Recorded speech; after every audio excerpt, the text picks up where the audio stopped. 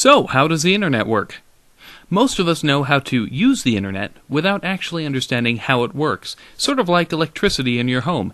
You use it every day, but may not understand the mechanics behind it. And if the electric grid is difficult to understand, then the internet must be impossible, right? Wrong. In the next few minutes, I'll put you in the top 10% of people who understand how the internet actually works.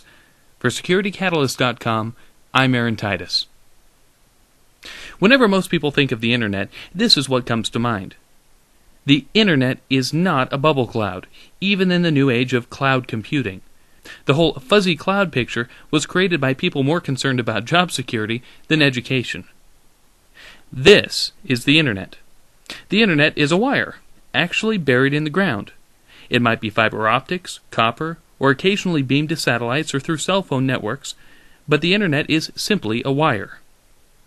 The internet is useful because two computers connected directly to this wire can communicate. A server is a special computer connected directly to the internet, and web pages are files on that server's hard drive. Every server has a unique Internet Protocol address, or IP address. Just like a postal address, IP addresses help computers find each other. But since 72.14.205.100 doesn't exactly roll off the tongue, we also give them names like Google.com, Facebook.com, or SecurityCatalyst.com. So this is how it works. Your computer at home is not a server, because it's not connected directly to the internet. Computers you and I use every day are called clients, because they're connected indirectly to the internet through an internet service provider. Here we'll pretend that this is my home laptop and I'm using DSL. Now let's pretend that I want to visit AOL.com, which is coincidentally both a server and an ISP. I hop onto my laptop with DSL, go through my ISP, onto the internet, and look at AOL.com. My computer connects with AOL.com, and I can look at its web pages. Now let's say that I want to send an email to Aunt Ruth. Aunt Ruth has AOL dial-up from home, and I've got a Gmail account. I log on to gmail.com and compose a message to Aunt Ruth's email address, auntruth@aol.com. Once I click send, gmail.com sends the email to AOL.com. The next day, Aunt Ruth dials into AOL servers and retrieves the email. Whenever an email, picture, or web page travels across the internet, computers break the information into smaller pieces called packets. When information reaches its destination, the packets are reassembled in their original order to make a picture, email, web page, or tweet. Okay, so imagine you're at work sitting next to your boss, and you're both surfing online. Your boss is doing market research, and you're updating your Facebook profile. You're both sending packets back and forth over the internet. But what's to keep your packets from accidentally ending up on your boss's screen? That could be embarrassing.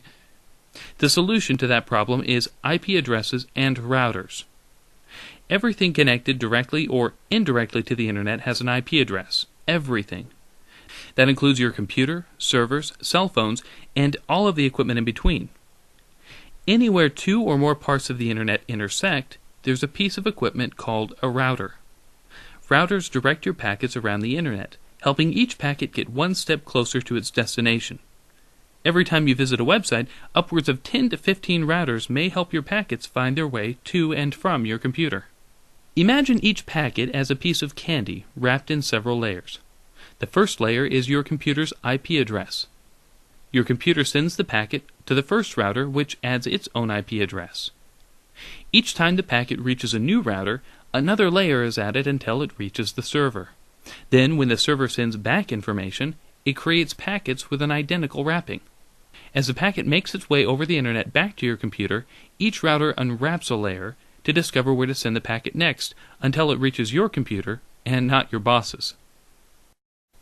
And that's how the internet works, in 5 minutes or less. And you're now easily in the top 10% of people who understand the basics of the internet. If you found this video helpful, check out SecurityCatalyst.com for all kinds of ideas on how to protect your information. I'm Aaron Titus.